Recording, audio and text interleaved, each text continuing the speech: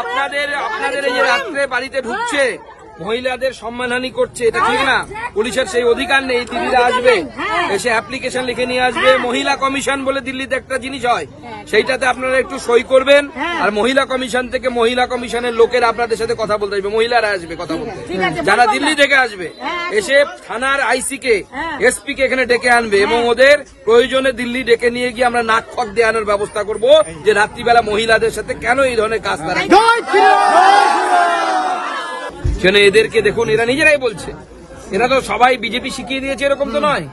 এরা কি বলছে, এরা রাত্রিবেলা করে ঘুমোতে পারছে না। পুলিশ রাত্রি 2টোর সময় আসছে, বাড়িতে পুলিশ নেই, কোনো টাইম নেই স্যার, কোনো টাইম নাই, শুধু মহিলারা থাকছে।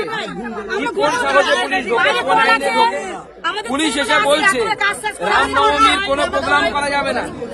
রামনবমী শুধু নাকি বাড়িতে পুজো করা যাবে, মন্দিরে ঘট পূজা করতে বলছে, ঘট পূজা করতে বলছে। মানে পুলিশে জেহাদি হয়ে গেছে, পুলিশ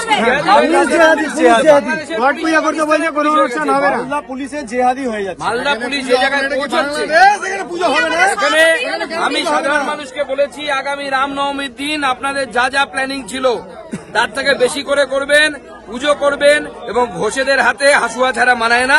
হাসুয়া নিয়ে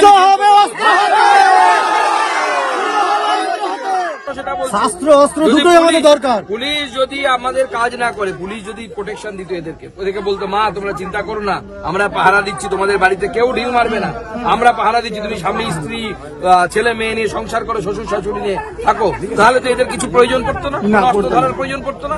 এরা ড্যাডাং ড্যাডাং করে এখানে আরামসে থাকতে পারতো। আজকে যেখানে ঘটনা ঘটছে তার থেকে 10 কিলোমিটার দূরে এখানে পুলিশ এসে সবার বাড়িতে গিয়ে হামলা করছে, মামদোবাজি।